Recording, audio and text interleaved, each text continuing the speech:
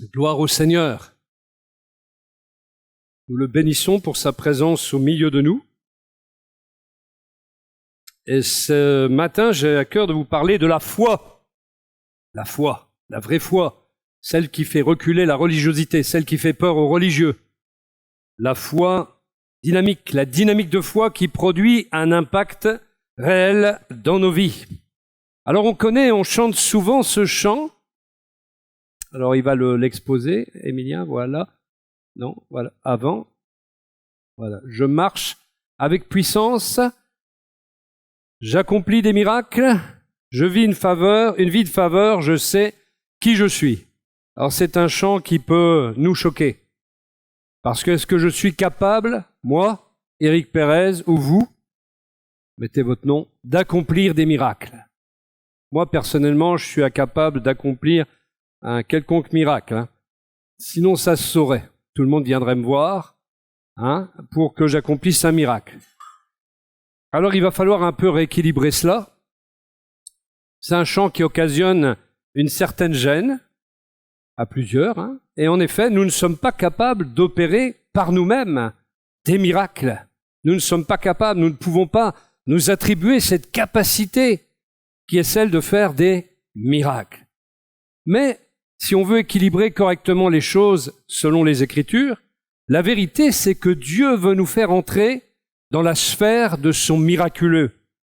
Il veut nous faire entrer dans le domaine du miraculeux divin et il veut nous utiliser comme des canaux de bénédiction pour les autres en accomplissant des miracles au travers de nous. Et c'est alors que ce chant prend à peu près la valeur qu'il doit y avoir. J'accomplis des miracles, mais comment? Au nom du Seigneur Jésus-Christ. Alors nous pouvons effectivement accomplir des miracles, mais c'est plutôt lui qui les accomplit au travers de nous. Il nous donne la possibilité, d'entrer tout simplement dans son miraculeux en devenant des canaux de bénédiction pour les autres et le laissant ainsi accomplir des miracles au travers de nous. Il nous faut donc réaliser que certains pourraient effectivement être dans l'orgueil ou devenir présomptueux. Il y a beaucoup de gens comme cela qui vous déclarent des choses. C'est un peu présomptueux parce que des fois ça n'arrive même pas. Et il y a une sorte d'audace qui est teintée d'orgueil mal placé et qui est véhiculée par beaucoup. Et quand vous regardez la réalité des choses, il n'y a pas beaucoup de miracles pour autant. Alors ce sont des gens qui vous parlent de miracles à longueur de temps. Je ne suis pas pour l'évangile des miracles, je suis pour l'évangile puissance de Dieu, pour le salut et la délivrance de quiconque croit, pour la guérison de quiconque croit. Mais on ne vit pas uniquement un évangile de miracles, on vit un évangile de comportement aussi. Dieu nous transforme dans notre être intérieur. Nous pouvons prier pour un frère, une sœur, pour que le Seigneur le transforme, fasse de lui un homme, une femme de Dieu. Ça aussi, c'est un miracle. Il n'y a pas que les miracles de guérison, il n'y a pas que les miracles de provision divine. Il y a aussi tous ces miracles-là. Le miracle de la sainteté de Dieu en nous. Quand il transforme notre nature pécheresse en quelqu'un qui aime Dieu de tout son cœur, de toute son âme, de toute sa force, de toute sa pensée. Ça aussi, c'est du miracle. Mais l'évangile du miracle pour les miracles, personnellement, je n'en veux pas. Il n'y a qu'un seul évangile, c'est l'évangile de Jésus-Christ. L'évangile de paix, l'évangile de puissance qui confronte les puissances des ténèbres également. Mais c'est un seul évangile, il n'y en a pas 36. C'est l'évangile puissance de Dieu pour le salut de quiconque croit. Alors, il nous faut donc réaliser que certains pouvant nous entraîner dans l'orgueil ou la présomption, dans un orgueil mal placé, il faut faire très attention. Et d'un autre côté, toujours pour l'équilibre, parce que la parole de Dieu nous invite complètement et toujours à l'équilibre, à la sobriété, on ne peut pas non plus étouffer la volonté de Dieu à ce sujet. Car les disciples de Christ et les apôtres ont vécu le domaine du miraculeux. Mais le miraculeux, c'est pas seulement les miracles, c'est la sphère d'intervention de Dieu. C'est la sphère d'action divine. C'est la sphère de la souveraineté de Dieu en action. C'est la sphère de sa bienveillance également en action. C'est la sphère où il opère par son esprit des changements, des transformations, des guérisons, des libérations, des miracles, le moyen par lequel il délivre une parole d'autorité Dieu veut que nous participions à ces miracles. C'est le premier point. Et on va lire un texte, Marc chapitre 16, que vous connaissez bien, à partir du verset 15, je crois, 16. Celui qui croira, vous avez déjà la base, la clé, et qui sera baptisé. Alors déjà, ça veut dire que ça nous inclut tous. Celui qui croira et qui sera baptisé, donc tous ceux qui croient en Jésus, qui le suivent et qui ont été baptisés, sera sauvé, mais celui qui ne croira pas sera condamné. Voici les miracles qui accompagneront ceux qui auront cru. L'Église, tous les disciples de Jésus, en mon nom, ils chasseront les démons, ils parleront de nouvelles langues, ils saisiront des serpents, s'ils boivent quelque breuvage mortel, il ne leur fera point de mal, ils imposeront les mains aux malades et les malades seront guéris. Le Seigneur, après leur avoir parlé, fut enlevé au ciel et il s'assit à la droite de Dieu dans sa position d'autorité et de souveraineté, et ils s'en allèrent prêcher partout. Le Seigneur travaillait avec eux et confirmait la parole par les miracles qui l'accompagnaient. Le Seigneur travaillait avec eux.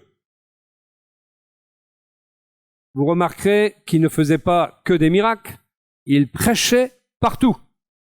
Le Seigneur travaillait avec eux et confirmait la parole par les miracles qui l'accompagnaient. Nous avons besoin de la communion du Saint-Esprit. Nous avons besoin d'être en communion avec lui pour qu'il travaille avec nous, être des co-ouvriers avec lui, de manière à ce qu'il puisse confirmer sa parole par les miracles qui doivent accompagner cette parole. Dans la mission d'évangélisation de notre pauvre monde, on va dire impacté de plein fouet par la puissance et les effets du péché que nous voyons chaque jour, Dieu nous assigne donc la mission de parler de lui, de témoigner du salut que nous avons reçu, qui nous a été offert en Jésus-Christ, qui vient d'ailleurs nous être rappelé au travers de la Sainte Seine, et nous sommes appelés à annoncer son évangile de réconciliation et de paix, et le Seigneur nous promet d'accompagner ce message. Il fait suivre ce message de l'accomplissement de miracles qu'il opère au travers des croyants, comme chasser les démons, c'est dans la liste, afin de libérer ceux et celles qui sont tourmentés, et en même temps pour libérer, je dirais, l'atmosphère de leur présence nuisible et néfaste, parasite même et destructrice. Et nous avons besoin d'avoir conscience que dans cette sphère du miraculeux, la puissance du nom de Jésus n'a pas d'égal, et que toute puissance étrangère, toute puissance hostile à Dieu doit, au nom de Jésus, plier, se soumettre et disparaître, fuir par la gloire et la puissance du nom de Jésus. Amen. Les films que vous voyez où ça résiste constamment, ça ne glorifie pas Dieu. Il ne faut pas regarder les films comme ça. Là où Jésus passe, les démons s'enfuient. Ça résiste pas, ça se soumet. Et si ça résistait, il faudra en trouver immédiatement la raison et immédiatement faire disparaître cela. Et il y a même des chrétiens, qui confessent. Je n'ai pas voulu dire ce que vous pensiez. Mais il y a des chrétiens qui confessent plus le diable et sa puissance, et qui voient le diable partout aussi. Tout à l'heure, on a vu une camionnette. C'était comme ça. Enfin, je vais vous le faire à l'endroit pour vous. Ah, à l'envers. J'ai dit, la plupart des chrétiens, ils verront un signe démoniaque. Non? Pour autant, c'était pas un signe démoniaque, c'était un C avec un V. Ça fait comme si c'était un A inversé, mais si vous lisez pas bien, tout de suite, il y en a beaucoup, ils voient le diable partout. Ça veut dire cabaret vert, tout simplement. C, V. Mais quand on regarde, si on a un peu d'imagination, on y voit un A à l'envers. Il y a des gens qui ne voient le diable que partout, qui passent leur temps à confesser la puissance du diable, la puissance des démons. Moi, je passe mon temps à confesser la puissance du nom de Jésus. Et je dis que tout démon, tout esprit mauvais, toute puissance des ténèbres doit se soumettre devant la gloire de ce nom, parce que la Bible dit que c'est le nom qui est au-dessus de tout nom. Celui qui est souverainement élevé, c'est le nom qui était donné dans le ciel et sur la terre, par lequel nous devions être sauvés. Il n'y a pas d'autre nom plus puissant. Alors quand on prie au nom de Jésus, quand on proclame au nom de Jésus, quand on ordonne au nom de Jésus, ça doit suivre. Il est le général, il est le prince le plus élevé, Il est le Dieu Tout-Puissant, le Dieu béni éternellement au-dessus de toute chose, nous dit Romains chapitre 9, verset 5. Alors, ça doit se soumettre. Alors, il nous faut un peu confesser des choses beaucoup plus positives que de parler toujours des démons, du diable, comme si le diable était partout, comme si le diable, il pouvait délibérément s'opposer constamment à la volonté de Dieu et sans en sentir les effets. Parce que quand le Saint-Esprit est quelque part, croyez-moi, ça brûle pour lui. Ça brûle quand l'Esprit de Dieu est dans une église. Le diable, il veut endormir les chrétiens. Le diable, il veut qu'on dorme bien le dimanche. Mais si nous sommes réveillés et que nous allons au contact le dimanche, et chaque jour de notre vie, bien entendu, du Saint-Esprit, eh bien, nous serons au contact de ce feu qui fait fuir l'ennemi. Nous, il nous embrase. Et quand l'ennemi veut nous toucher, il se brûle aussi. C'est comme ça qu'il faut réaliser les choses. Et arrêter d'avoir des confessions négatives. Voilà, en mon nom, ils chasseront des démons. Ils parleront des nouvelles langues, les nouvelles langues que Dieu donne par le baptême dans le Saint-Esprit. Ils saisiront des serpents. Alors, ce n'est pas la manipulation de serpents comme certains en Afrique ou d'autres pays l'ont vu ainsi, ils ont interprété ce passage-là, alors ils manipulent volontairement des serpents dans les réunions où ils passent leur temps à écraser des serpents. Ça n'a aucune valeur. C'est devant l'ennemi, votre vie elle est exposée. L'ennemi, quand il est face à vous, il regarde qui? Jésus. Si c'est pas Jésus qu'il voit, ça va faire comme les 7 fils de Séva. Vous allez vous retrouver en slip petit bateau, avec les vêtements arrachés, parce que vous ne pourrez pas faire face à l'ennemi. Parce que l'ennemi, face à la chair, lui, il vous pulvérise. Mais face à celui qui est rempli du Saint-Esprit, face à celui en qui il voit Jésus, il ne peut rien faire. Quand l'apôtre Paul a ordonné les esprits, ils s'enfuyaient vite. Quand Philippe a prêché l'évangile, les esprits s'enfuyaient en criant. Parce que l'homme, Philippe, était rempli du Saint-Esprit. Quand Jésus marchait sur cette terre, il était rempli, revêtu du Saint-Esprit. Le diable n'a peur que de ceux qui sont remplis du Saint-Esprit. Parce qu'il brûle. Et les esprits mauvais n'aiment pas être brûlés par ce feu spirituel. Saisir des serpents, donc ce n'est pas de la manipulation volontaire de serpents ou s'amuser à écraser des serpents, mais c'est une image qui représente le fait que parfois, pour annoncer l'évangile, il faut braver des dangers. L'apôtre Paul disait dans les naufrages, il s'est fait, il a été laissé pour mort. Il était dans les périls, il était face aux brigands sur la route. Et c'est cela que ça représente. Dans les contrées hostiles, tous ceux qui ont été annoncés l'évangile ont connu des dangers, ont bravé des dangers. Ce que disait tout à l'heure notre sœur Annie, quand il est question d'aller à un enterrement à 500 km en Afrique, eh bien, il y a beaucoup plus de risques d'accident que si vous allez de Charleville à Reims avec nos autoroutes bien faites. Et le diable profite de cela pour tuer des gens. C'est une réalité, il y a de l'occultisme, il y a tout un monde de ténèbres, et c'est pour ça que les chrétiens doivent s'autoprotéger en étant en communion avec le Seigneur, en priant les uns pour les autres, et en étant une église vivante, puissante, sans quoi, effectivement, on est démuni, et il peut y avoir ainsi des morts. C'est valable d'ailleurs dans beaucoup de pays, pas seulement sur le continent africain, mais je suis allé moi-même en Colombie, nous avons fait 250 km de route sur une route complètement cabossée. Il nous a fallu 8 heures pour atteindre notre destination. Il y avait des risques, il y avait des trous partout sur la route. Et quand nous sommes arrivés, une grande tempête tropicale s'est déchaînée.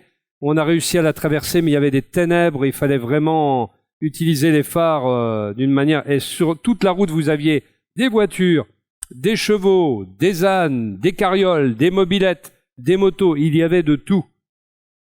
Là, on peut dire qu'il faut tout pour faire un monde, mais là, c'était une réalité. Et il y a eu je ne sais pas combien de morts sur la route ce jour-là.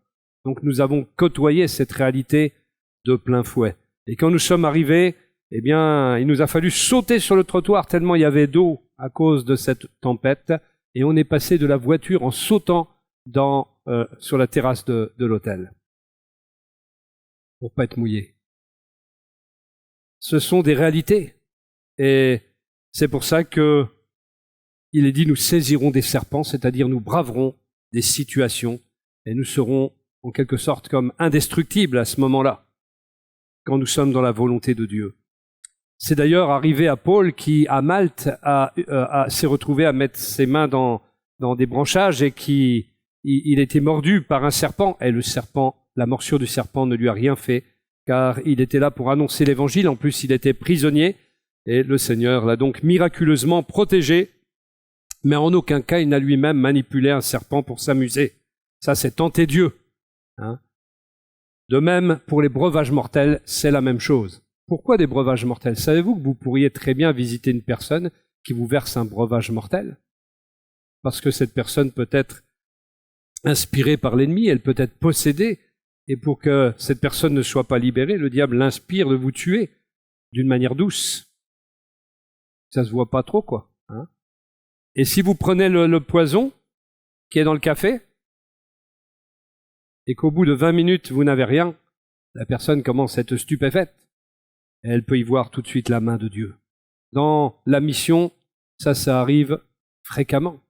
Les missionnaires ont vécu de telles choses, ou alors on leur jette des sorts et ça ne leur fait rien, et c'est celui qui a jeté le sort qui est tué. Vous voyez? Ça, c'est arrivé bien souvent.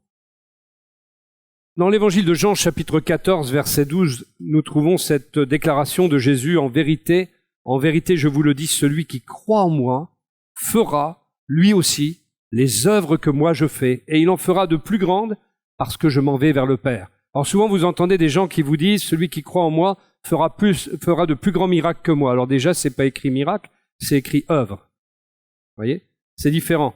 Et il en fera de plus grandes. Pourquoi? Parce que le Seigneur est resté limité à un territoire, celui d'Israël, et encore, pas tout Israël, tandis qu'il a envoyé ses disciples qui se sont répandus dans le monde d'alors, et aujourd'hui, dans l'extension que ça représente, eh bien, effectivement, nous faisons de plus grandes œuvres que le Seigneur. Le Seigneur n'a pas fondé d'orphelinat à Madagascar, le Seigneur n'a pas fondé Teen Challenge dans le monde entier. Or, aujourd'hui, vous avez des œuvres Teen Challenge dans plusieurs pays du monde, sur plusieurs continents, qui œuvrent à restaurer ceux qui sont sans domicile fixe, qui sont drogués, ceux qui sont des exclus de la vie. Et ça, c'est le peuple de Dieu, le corps de Christ qui est en action pour cela, mais le Seigneur n'a fait aucune de ces choses. Donc on peut dire, sous ce titre-là, que nous faisons de plus grandes œuvres, et il le dit, parce que je m'en vais vers le Père.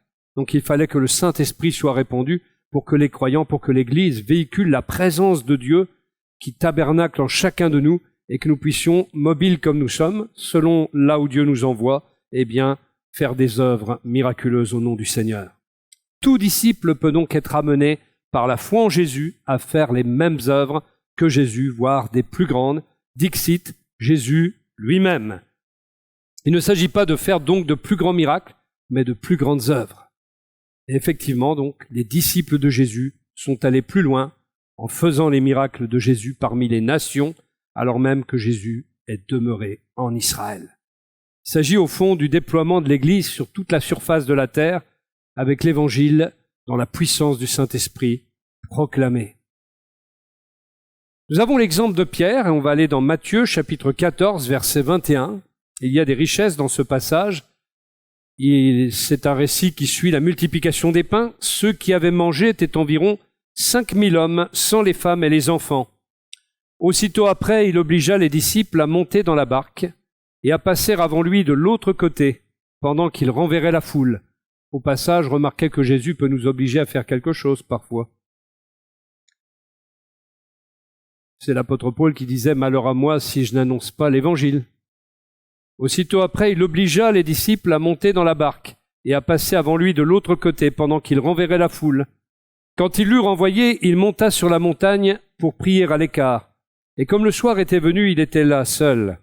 La barque, déjà au milieu de la mer, était battue par les flots, car le vent était contraire. À la 4e veille de la nuit, Jésus alla vers eux, marchant sur la mer. Quand les disciples le virent marcher sur la mer, ils furent troublés et dirent « C'est un fantôme !» Et dans leur frayeur, ils poussèrent des cris. Jésus leur dit aussitôt « Rassurez-vous, c'est moi. N'ayez pas peur. » Pierre lui répondit « Seigneur, si c'est toi, ordonne que j'aille vers toi sur les eaux. » Et il dit « Viens. » Pierre sortit de la barque et marcha sur les eaux pour aller vers Jésus. mais voyant que le vent était fort, il eut peur. Et comme il commençait à enfoncer, il s'écria, « Seigneur, sauve-moi !» Aussitôt Jésus étendit la main, le saisit et lui dit, « Homme de peu de foi, pourquoi as-tu douté ?» Et ils montèrent dans la barque, et le vent cessa.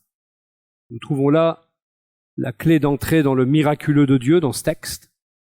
On perçoit ici que les disciples ont une mauvaise vision de Jésus, et parfois dans nos églises, on peut avoir une vision religieuse de Jésus. Vous savez, celui qu'on enferme dans les Saintes Écritures. Un Jésus enfermé là-dedans. Alors on dit, on a la doctrine. C'est bien beau d'avoir la doctrine, mais si on n'a pas la vie, la doctrine, elle est morte. C'est une lettre qui tue. Il faut ouvrir le livre pour que Jésus sorte, en quelque sorte. Nous ne pouvons pas enfermer Jésus dans les Écritures. C'est impossible. Jésus parle aussi en dehors des Écritures. Est-ce que vous croyez cela? Ça peut être choquant ce que je dis là. Est-ce que Jésus parle en dehors des Écritures? Par contre, est-ce qu'il contredit l'Écriture? Non. En parlant, non. Mais il peut nous parler personnellement, nous donner une parole. Et déjà, il illumine sa parole quand il nous parle par elle.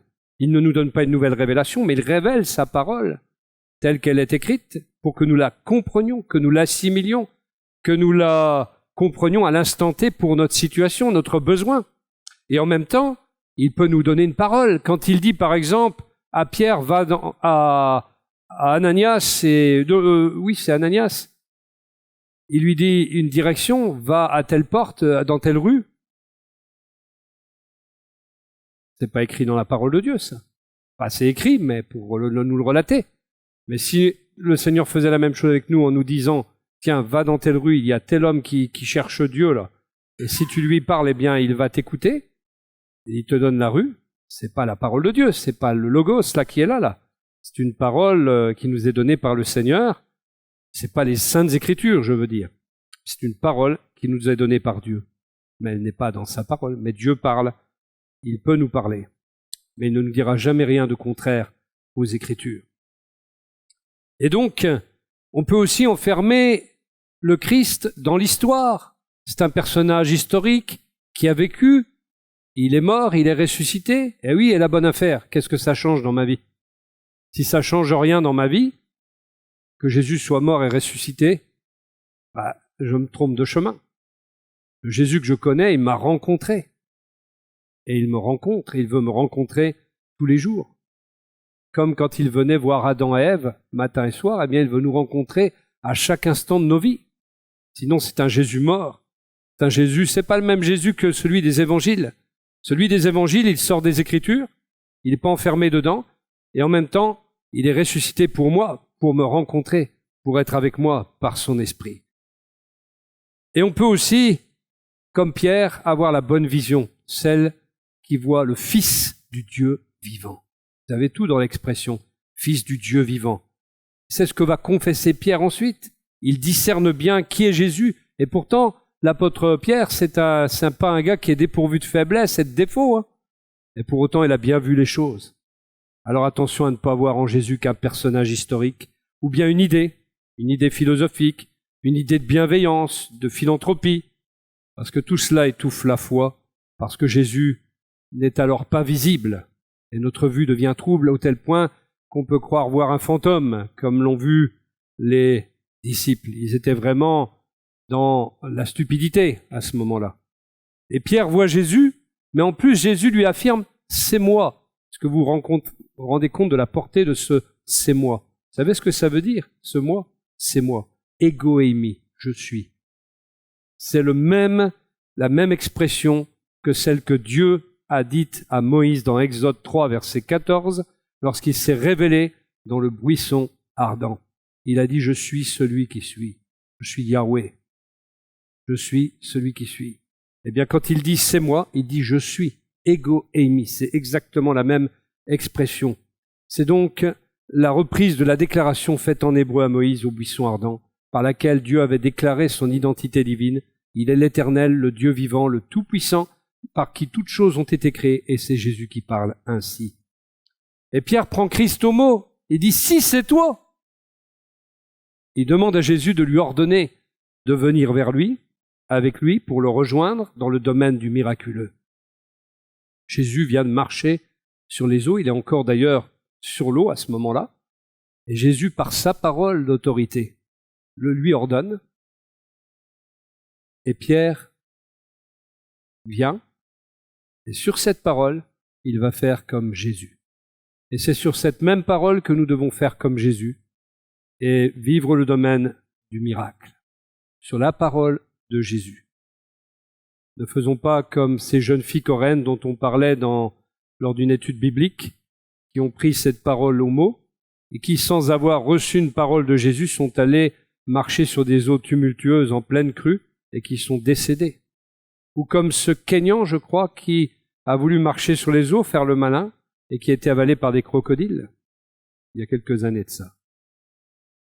Attention à ne pas tenter Dieu. C'est sur une parole de Jésus que Pierre est allé marcher sur l'eau. Et Pierre a pris Christ au mot, et Jésus l'a fait. Il a donné cette parole d'autorité, et Pierre a pu le rejoindre. D'autres plus tard ont essayé donc de répéter ce miracle, Donc certains sur une parole de Dieu, comme ce fut le cas lors d'un réveil en Indonésie à Timor, où des jeunes enfants, guidés par le Seigneur et qui ne pouvaient pas rejoindre à cause d'une crue l'endroit d'où ils étaient partis, ils étaient partis évangéliser les autres enfants dans les villages, mais ils n'ont pas pu reprendre le même chemin au retour parce qu'il y avait une crue.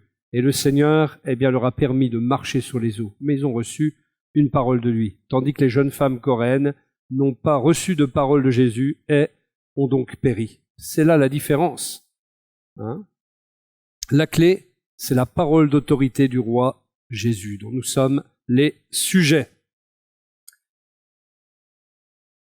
Ce qui va se passer ensuite avec l'apôtre Pierre nous montre que c'est Dieu qui accomplit des miracles et qui fait entrer l'homme dans son miraculeux.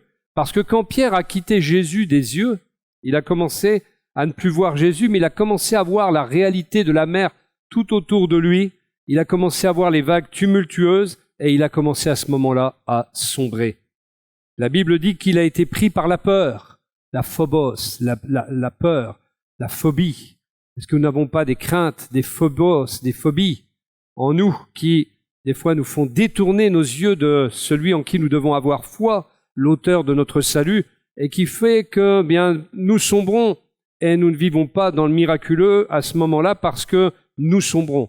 Combien de fois le dimanche nous nous sommes enthousiasmés et nous nous sommes dit, ça y est, je suis fort,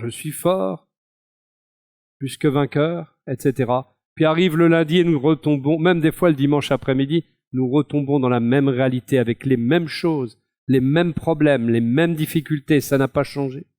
La seule chose qui avait changé, c'était nous. Bon, on n'a pas fait attention à cela. C'est notre regard, le regard que nous portions sur nos problèmes. À midi, en quittant le culte, nous étions au plus haut de notre forme et nous voyons nos problèmes de très très haut. Et pourquoi ne sommes-nous pas restés là, assis avec Christ dans les lieux célestes? Pourquoi repartir en bas? Les problèmes, Dieu ne nous a pas promis d'enlever les problèmes. Les problèmes, ils sont là, mais c'est la manière dont nous allons les traiter, la manière dont nous allons nous comporter face à nos problèmes, la manière dont nous continuons à voir les choses qui étaient importantes. Et c'est là que Dieu peut faire des miracles. Mais Dieu nous éprouve aussi dans ces choses, et si nous ne restons pas dans les yeux de la foi, le regard contemplant Jésus souverain, nous sombrons comme l'apôtre Pierre. Parce qu'au fond, c'est lui le Dieu du miraculeux, c'est pas nous. Mais il nous invite tout simplement à y entrer et à ne pas laisser, comme Pierre, le doute venir s'insinuer, parce que c'est à ce moment-là qu'il a commencé à regarder autre chose. Et c'est quand il a de nouveau regardé ensuite à Jésus, qui lui a tendu la main et qu'il a pu remonter dans sa barque. Et comme il était dans le timing de Dieu pour enseigner cette leçon de foi aux disciples, le vent d'un seul coup a cessé comme par magie. Et c'était un miracle, le vent a cessé.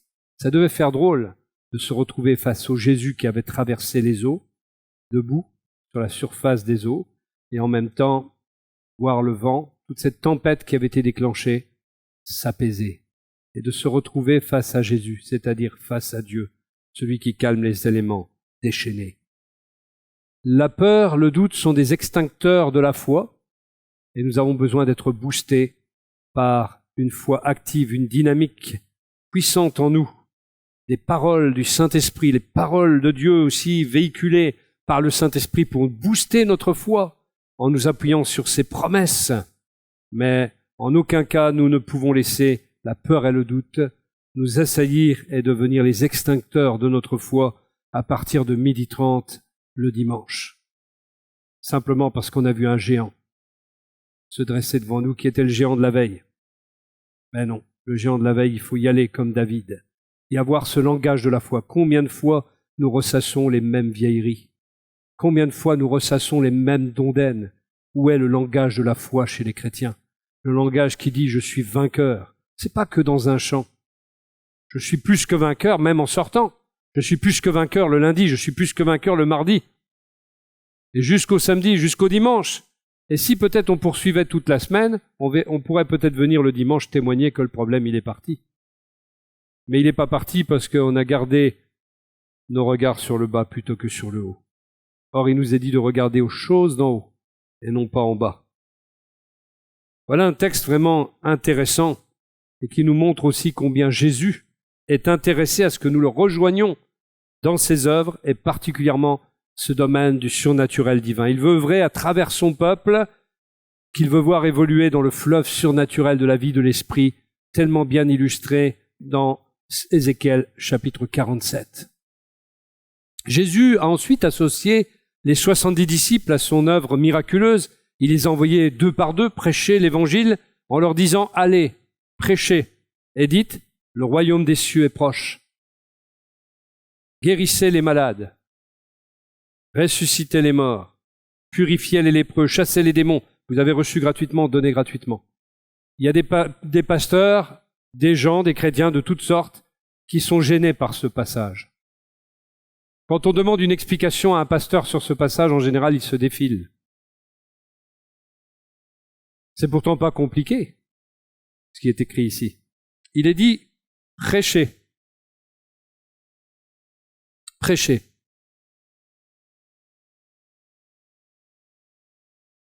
Et dites, le royaume des cieux est proche. Il y a donc une proclamation à faire, la proclamation du royaume de Dieu. Si on prêche l'évangile qui est l'évangile du royaume, eh bien on peut guérir les malades au nom de Jésus, comme on l'a dit tout à l'heure. Ressusciter les morts, ça encore plus loin. Purifier les lépreux, chasser les démons. Vous voyez, c'est pas dans le même ordre que tout à l'heure. Hein. Vous avez reçu gratuitement, donnez gratuitement. En fait, Jésus a souvent reproché aux disciples et à d'autres d'être incrédules et de ne pas croire. Pierre s'est fait traiter d'homme de peu de foi, d'homme qui a douté. Il dira à Thomas de cesser d'être incrédule et de devenir un homme de foi. Arrête d'être incrédule et sois un homme de foi, il lui dit. Deviens un homme de foi. En Marc chapitre 9, alors que les disciples essayaient de chasser le démon d'un jeune qui était tourmenté, ils ne parviennent pas à le libérer et Jésus leur reproche leur incrédulité et il doit effectuer le travail à leur place tout en les enseignant que ce démon ne sort que par la prière. Pourtant, regardez, Jésus ne prie pas. Il est en communion avec le Père et il parle avec autorité aux démons. Vous ne pouvez pas savoir à l'avance que vous allez rencontrer quelqu'un de démoniaque parfois. Alors comment vous faites? Vous vous isolez pendant que le démoniaque il vocifère? Vous vous isolez, Seigneur. Mais non. Vous êtes en communion, vous êtes censé déjà être en communion avec le Seigneur, comme Jésus était en communion avec le Père. Et quand vous parlez au nom de Jésus, je vous ai dit, ça doit s'enfuir. C'est exactement comme ça que ça doit se passer. Mais il n'avait pas ce contact encore profond avec le Seigneur. Jésus n'a pas prié, il a chassé. Et il parle avec autorité aux démons. Rappelons-nous que le peuple d'Israël n'a pas pu entrer dans la terre promise tout de suite à cause de son incrédulité. Il nous faut donc cette foi pour nous aussi entrer dans notre terre promise qui est la conquête de la plénitude du Saint-Esprit, la conquête des âmes à gagner, la conquête du territoire à gagner pour Christ, la conquête de toute cette sphère du miraculeux dans laquelle nous devons intervenir au nom du Seigneur. Rappelons-nous vraiment ce fait que l'incrédulité les a empêchés d'entrer. Jésus a parfois été indigné par l'incrédulité de ceux qui l'entouraient. Nous sommes appelés à proclamer et à prier avec foi. 1 Pierre chapitre 2 verset 9 me semble être une bonne introduction à cela. Il dit « Vous êtes une race élue, un sacerdoce royal, une nation sainte, un peuple acquis, afin que vous annonciez. » Une déclaration là. Les vertus de celui qui vous a appelé des ténèbres à son admirable lumière. Nous sommes un sacerdoce royal. Ce qui est roi, c'est ce qui a autorité. Nous sommes appelés à être connectés à Dieu comme Christ nous l'a montré en étant un lui-même avec le Père. Et comme nous le voyons avec l'évangéliste Philippe, par exemple, que Dieu utilise pour un réveil, comme il va aussi l'utiliser pour un seul homme, l'eunuque d'Éthiopie. Avec Pierre et Jean, qui furent dans le timing de Dieu, qui allaient au temple et qui ont rencontré le boiteux et qui ont guéri cet homme au nom de Jésus-Christ. Je te le dis au nom de Jésus-Christ de Nazareth, lève-toi et marche. Il a bien utilisé des paroles d'autorité comme Jésus le faisait. Nous sommes comme eux un sacerdoce royal. Nous sommes assis avec Christ dans les lieux célestes et Christ est le roi des rois. Il n'est pas comparable au roi de la terre. Il se compare même pas au roi de la terre. Il est roi au-dessus d'eux, tout simplement. Il est le roi des rois. Donc il gouverne dans la sphère divine. Il gouverne partout où il le veut. La Bible dit que Dieu est au ciel et il fait ce qu'il veut. Aussi, dans cette communion avec l'Esprit de Dieu, nous sommes appelés à prier et du coup à proclamer également. Prier, c'est être connecté à Dieu. C'est pas toujours... On n'a pas le temps parfois. Il faut être connecté à Dieu. Marc 11, verset 22. Jésus leur dit alors, « Ayez foi en Dieu.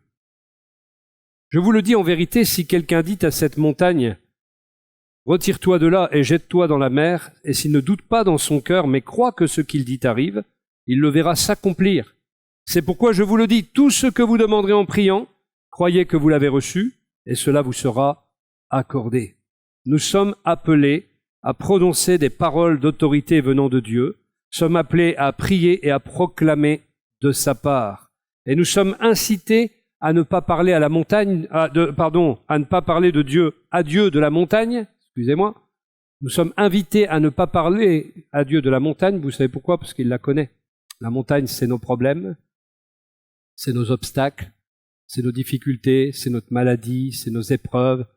On ne va pas lui parler toujours de la montagne, il la connaît, mais nous sommes appelés à parler à la montagne.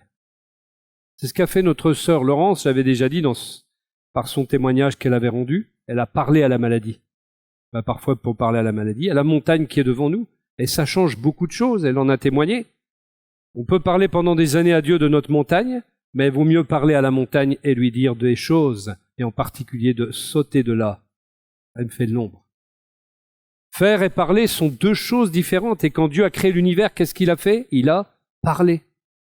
Et les choses ont été créées. Il ordonne, et les choses sont créées. Agir avec foi, c'est donc croire et parler. En conséquence. C'est d'ailleurs par ce principe que nous sommes sauvés. Nous sommes justifiés, comment? Par la foi en Jésus-Christ. Et c'est aussi par cette foi que nous recevons le pardon des péchés et la vie nouvelle qui s'ensuit. Et quand nous sommes passés par ce processus, que faisons-nous?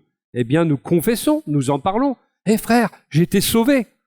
Je suis allé à une rencontre pour la première fois et je suis sauvé maintenant. » Une fois, j'ai rencontré un gars dans la rue comme ça que je connaissais qui m'a dit « Ça y est, je suis chrétien maintenant, je suis sauvé. » J'étais le premier éberlué parce que ce gars-là, j'aurais pas vraiment parié sur lui.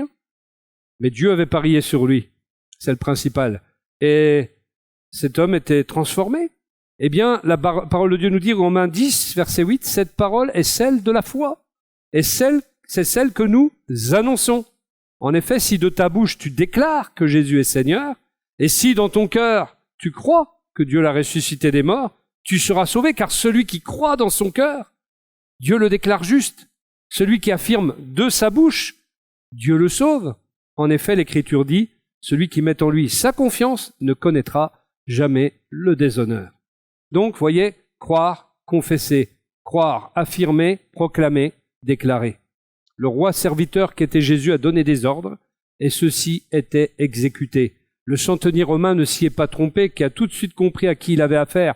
Il avait peut-être des généraux romains au-dessus de lui, mais là, il a vu un général suprême, il a vu le maréchal, il a vu le héros de Dieu, il a vu le Dieu du ciel devant lui, et il savait que si Jésus ordonnait, c'était pire que si son général ordonnait. Et il a tout compris, le centenier, et sa foi était admirée par Jésus. Quand Jésus parlait, la lèpre quittait les corps, les démons s'enfuyaient, le figuier a été desséché, la nature, les éléments déchaînés obéissaient, les morts ressuscitaient, car la mort et le pouvoir reculent devant les paroles d'autorité de Jésus. Et dire est plus important que croire uniquement. Dire est plus important que la foi uniquement, car c'est cette foi qui croit et qui parle, qui voit de grandes choses s'accomplir. Il ne faut pas avoir cette foi en la foi, comme certains ont, mais il faut avoir cette foi vivante, cette foi qui active finalement la puissance du Saint-Esprit. Dieu avait foi en sa propre parole, si je puis m'exprimer ainsi. Quand Dieu fait les choses, quand il dit et que les choses s'exécutent, c'est que lui-même, c'est ce qu'il dit. Je ne vais pas vous dire qu'il croit en lui-même, c'est normal, il est Dieu, mais quelque part, Dieu a foi en sa propre parole. Si on prend des termes humains pour expliquer les choses, c'est un peu cela. Eh bien, il nous faut avoir foi en lui et avoir la foi dans ce qu'il nous dit de faire, eh bien, il peut le faire au travers de nous. Jésus nous enseigne aussi qu'il nous faut croire que nous avons reçu au passé ce que nous avons demandé. Ça, c'est peut-être plus difficile à faire, mais il nous faut expérimenter cela. Avez-vous déjà expérimenté cela? Croire que vous avez reçu avant même que ça s'accomplisse. Là, on touche à du niveau miraculeux. Et ce principe a existé dans l'Ancien Testament. À la 7e fois, comme les sacrificateurs sonnaient des trompettes, Josué dit au peuple, « Poussez des cris, car l'Éternel vous a livré la ville. » Ça s'est passé à Jéricho. On leur a ordonné, « Poussez des cris, car l'Éternel vous a livré la ville. » Au passé. C'est déjà du passé composé. Vous voyez? Les choses sont faites, sont accomplies, et parfois il faut entrer dedans.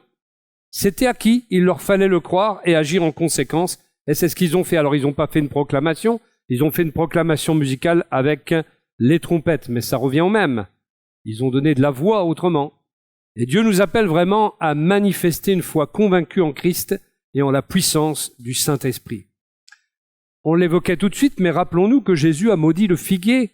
Le figuier, il aurait dû porter normalement un fruit non mûr, mais c'est dit que c'était pas la saison des figues à ce moment-là. Mais normalement, il aurait dû avoir du fruit. Le fruit, il est vert. Autant que je sache, pour connaître les figues sont vertes avant d'être violettes. Encore qu'il y ait aussi des figues vertes. Mais là, il n'y en avait pas. La Bible nous dit qu'il n'y avait que des feuilles. Il n'y avait que des feuilles. Et quand les disciples sont passés devant le figuier, alors que Jésus venait de le maudire, le figuier était toujours pareil, un peu comme nos problèmes, à 12h30. Ils sont alors partis avec Jésus au temple de Jérusalem, et là, il a renversé les stands là, des changeurs de monnaie, etc. Il s'est indigné de ce qui se passait, il a utilisé des fouets, et quand ils sont revenus, le figuier était desséché jusqu'à la racine. La parole d'autorité de Jésus avait fait son œuvre. Et c'est alors que Jésus les a enseignés sur la foi avec l'illustration de la montagne à qui il faut parler, dont nous avons parlé nous-mêmes juste avant. Le feuillage qui était sur le figuier représente au fond la religiosité, au vu du contexte, la superficialité religieuse de ces changeurs de monnaie et de tous ceux qui venaient au temple et qui ne s'indignaient pas de ce qui se passait. Et si ce sont des gens qui professent la foi mais qui ne croient pas, la Bible dit, les démons croient et ils tremblent. Il ne suffit pas de croire, finalement. Il faut croire Dieu et marcher à l'unisson avec lui. Certains, comme ces gens-là, voyaient Jésus comme un docteur, un enseignant, un philosophe, un prophète, un personnage historique, mais pas comme le Fils du Dieu vivant. Et si nous sommes comme eux, nous deviendrons un figuier avec un feuillage uniquement. Parce que si on ne présente que ce feuillage-là, ça montre que nous sommes religieux. Il n'y a pas un quelconque germe, il n'y a pas un simple fruit non mûr. Nous risquons alors d'être desséchés comme le figuier si nous restons religieux. La foi triomphante, la foi vivante activée par le Saint-Esprit s'oppose en effet à la foi stérile, morte au Jésus enfermé dans les Écritures et qui ne peut pas en sortir, à tout ce qui est religieux finalement, cette foi s'oppose. Et c'est pour ça que ceux qui vivent selon la chair persécutent ceux qui vivent selon l'Esprit. La foi n'est pas le faire, mais la proclamation qui produit un impact né de la foi en Christ. Le diable veut décourager la foi vivante et active. Beaucoup vous citeront par exemple que la foi sans les œuvres est morte. Pourquoi ils vous disent ça? Pour faire taire votre foi et vous rendre hyperactif. Faut que tu fasses ceci, faut que tu fasses cela, faut que tu ailles visiter un tel, faut que tu sois gentil avec un tel. Mais si Dieu ne nous demande pas ça, on n'a pas à le faire. On n'a pas toujours, il faut aussi se laisser diriger par l'Esprit de Dieu dans nos activités, surtout quand notre temps est compté. Le diable aime bien faire taire la foi des chrétiens et les rendre hyperactifs. Et ainsi, ils agissent selon la chair, car ils agissent avec leur propre force, avec leur propre énergie. Et l'Église de nos jours est souvent hyperactive, mais accomplit-elle les miracles et les œuvres qui naissent de la foi en Christ, le Fils du Dieu vivant? Rappelons-nous qu'Abraham, lorsqu'il a voulu sacrifier Isaac à la demande de Dieu, devenait en faisant cela un meurtrier. Or, Dieu l'a déclaré homme de foi pour ce qu'il allait accomplir, parce qu'il était en train d'accomplir quelque chose de spirituellement intéressant, mais qui à vue humaine était un meurtre. Et ceci étant, la Bible dit qu'il était juste bien avant d'accomplir ce sacrifice, cet acte sacrificiel, et de violer en même temps le commandement « tu ne tueras point ». Parce qu'en Genèse 12, bien avant donc, il était écrit qu'Abraham avait cru en la promesse de Dieu et que cela lui avait été imputé à justice. Il avait été déclaré juste bien avant cela. Mais il fallait qu'il accomplisse cet acte de foi surtout pour être justifié devant les hommes, pas devant Dieu, puisque ça avait déjà été le cas. La mise en œuvre de la foi est nécessaire pour obtenir les miracles de Dieu, et non la simple activité charnelle. Galates 3,12 nous dit « Or la loi, avec tous ses commandements, ne procède pas de la foi, mais elle dit « Celui qui mettra ces choses en pratique vivra par elle. » Il nous faut vivre la loi divine par la foi, par une foi mise en pratique, une foi activée par le Saint-Esprit. Le diable aime nous voir dans la suractivité, mais quand nous commençons à avoir le langage de la foi, à parler, à proclamer comme il se doit, à dire la parole de Dieu, il tremble. Et nous le faisons reculer. Remarquez que plus on monte en grade, moins on travaille et plus on parle. Vous n'êtes pas d'accord? Moi, tous ceux que je vois qui sont chefs, directeurs, PDG, ils parlent beaucoup, mais ils travaillent peu. Mais par contre, ils ont une autorité. Et nous sommes invités à faire moins et à parler plus, mais à donner des paroles d'autorité. Parce que nous sommes co-héritiers avec Christ, parce que nous sommes les fils du roi des rois, nous régnons avec Christ, dit l'apôtre Paul, et moins nous faisons, mieux ça vaut, et plus nous parlons des paroles d'autorité, plus il y aura un impact de nos prières, plus d'impact. Le PDG ne fait pas, il fait exécuter ses ordres par d'autres. Dire, proclamer est plus important que croire uniquement. 3 fois le mot dire est employé dans le passage que nous avons lu. 3 fois c'est employé dans Marc 11, verset 23. Je vous le dis, en vérité, si quelqu'un dit à cette montagne, ôte-toi de là et jette-toi dans la mer, et s'il ne doute point en son cœur, mais croit que ce qu'il dit arrive, il le verra s'accomplir. On n'est pas dans le faire, on est dans le dire. Mais dans le dire, pas faire de la tcha-tcha, la tcha-tcha, la tcha-tcha, la tcha-tcha, c'est pas que de la tcha-tcha, c'est des paroles d'autorité. Et quand nous prions, il nous faut aussi proclamer, déclarer les promesses de Dieu et ce que nous voulons voir être obtenu au nom de Jésus-Christ dans la communion avec le Saint-Esprit. Il faut apprendre à prier. Nous devons tous apprendre à prier en étant en communion avec Dieu pour qu'il fasse descendre en nous le fardeau de sa pensée aussi en nous. La Bible nous parle encore d'un autre exemple, Élie, un homme de la même nature que nous.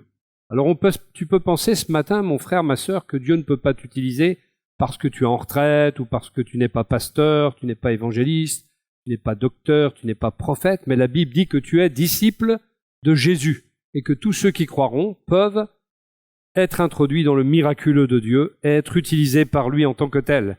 Donc, nous pouvons être utilisés les uns les autres par le Seigneur. Le prophète Élie a été utilisé par Dieu, mais la Bible dit en Jacques 5, verset 17, une précision elle nous dit Élie était un homme de la même nature que nous.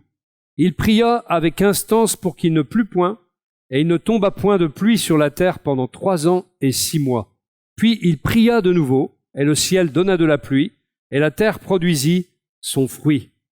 Oui, c'était un homme de la même nature que nous. La Bible nous montre que cet homme était impatient. La Bible nous montre que cet homme était dépressif. Il a, devant les paroles de Jézabel, subi tout de suite un découragement lié à son esprit dépressif. C'était pas un homme parfait, voilà. Il y a eu un épisode là qui était difficile, une grande dépression, une grave dépression qui lui a valu l'intervention du Seigneur d'ailleurs. Donc c'était un homme de la même nature que nous. Mais quand on regarde dans l'Ancien Testament ce qui le concerne, à ce moment-là, la première fois quand Élie est censé prier pour qu'il ne tombe pas de pluie, on apprend dans 1 Roi 17, verset 1, il prie pas. Il nous est dit, Élie le Tishbite, l'un des habitants de Galade, dit à Achab, l'Éternel est vivant, le Dieu d'Israël, dont je suis le serviteur. Il n'y aura ces années-ci ni rosée ni pluie, sinon à ma parole. Il prie pas, il dit.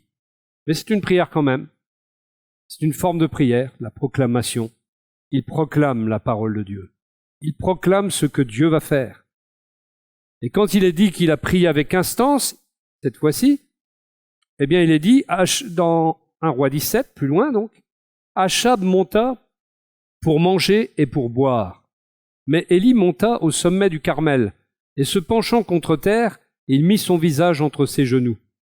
Alors là, certainement qu'il a fait, il a prié le Seigneur comme on peut le faire. Hein.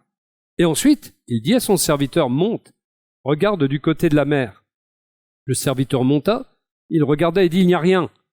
Élie dit 7 fois, retourne. À la 7e fois, il dit, voici un petit nuage qui s'élève de la mer et qui est comme la paume de la main d'un homme. Élie dit, monte, et dit à Achab, attelle et descends afin que la pluie ne t'arrête pas. En peu d'instants, le ciel s'obscurcit par les nuages, le vent s'établit, et il y eut une forte pluie. Vous avez une proclamation même à celui qui doit partir, il le prévient qu'il va pleuvoir. C'est une déclaration de foi dans ce que Dieu va faire. Il a surtout écouté Dieu, et il a déclaré ce que Dieu lui disait et lui montrait. Et il y a des leçons de foi qui sont ainsi apprises à travers des processus que Dieu met en œuvre en faveur des siens, à l'école de la foi, à l'école du Saint-Esprit. Et oui, nous sommes appelés à vivre, frères et sœurs, une vie de foi vivante. Nous sommes appelés à pénétrer le miraculeux de Dieu, à impacter le monde par le miraculeux de Dieu. Il nous faut pour cela nous intéresser aussi aux besoins des autres. Il nous faut avoir de la compassion pour les autres, avoir cette vision de foule errante sans berger, de façon à activer le miraculeux de Dieu en leur faveur pour les atteindre. Dans nos réunions, pareillement, est-ce que vous ne croyez pas qu'il devrait y avoir un esprit de foi ? Quand il y a un esprit de foi, Dieu agit. Dans une réunion, elle est différente quand il y a l'esprit de foi. Est-ce que vous croyez que ça existe, ça, déjà, l'esprit de foi ? Est-ce que vous ne croyez pas que je suis en train de vous piéger, là, comme je sais faire souvent ? Est-ce que ça existe, l'esprit de foi, Jacques ? Moi, j'aime bien prouver ce que je dis, hein. La foi est donc un esprit, un état d'esprit.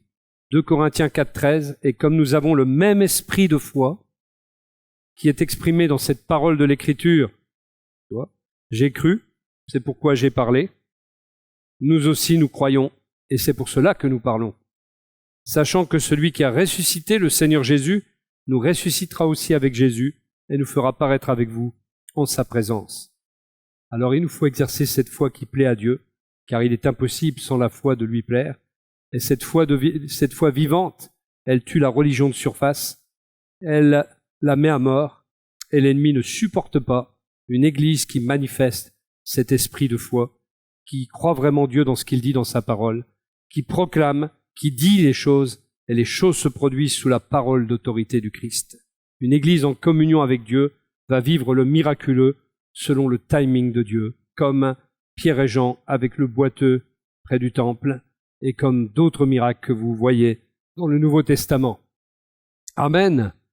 Que le Seigneur nous aide à y voir clair, et à surtout apprendre dans les situations dans lesquelles il nous place à manifester ce miraculeux. Dans notre travail, ne pouvons-nous pas manifester le miraculeux ? M'arriver de donner une parole de connaissance à quelqu'un pas parce que j'avais reçu une parole, simplement parce qu'en étant en communion avec le Saint-Esprit, et quand vous parlez directement avec quelqu'un, le Saint-Esprit peut vous inspirer et vous donner une parole. Et cette personne a été travaillée parce qu'en fait, c'était la réalité de sa vie et il s'est vite enfui pour pas être découvert en fait, parce qu'il l'était déjà et voilà. Et Dieu donne des paroles parfois pour que nous puissions impacter ceux qui sont autour de nous. Alors laissons-nous saisir par l'Esprit de Dieu. Vivons dans cette communion. Soyons toujours prêts quand nous rencontrons quelqu'un à dispenser la bonne parole de Dieu, à annoncer l'Évangile. Et qui sait si Dieu ne va pas nous donner une parole particulière pour cette personne qui va encore plus fracasser la personne et l'aider à se tourner vers le Seigneur. Vraiment, ou peut-être tout simplement, dans la prière, Dieu nous inspire et d'un seul coup, Dieu ouvre l'esprit de quelqu'un. Je pense à notre sœur qui est psychologue. Dieu ne peut-il pas lui donner une parole de connaissance pendant qu'elle parle avec quelqu'un, qu'elle s'entretient avec quelqu'un? Ne peut-il pas lui donner une parole de guérison quelque part qui va frapper la personne?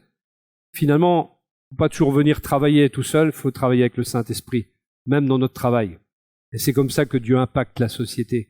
C'est comme ça qu'on a une influence spirituelle, positive, puissante, un impact dynamique sur ceux qui nous entourent. Vraiment, il n'y a pas d'autre voie pour nous que de vivre avec la présence du Saint-Esprit. Jésus l'a envoyé pour que nous vivions avec lui, que nous ayons communion avec lui, et que nous puissions travailler avec lui. Le Seigneur travaillait avec eux tous les jours.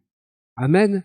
Puissions-nous vivre cette réalité. Cette prédication n'a pas d'autre but que de nous aider à vivre cette réalité. Maintenant, il faut la mettre en pratique. Amen. Gloire à Dieu.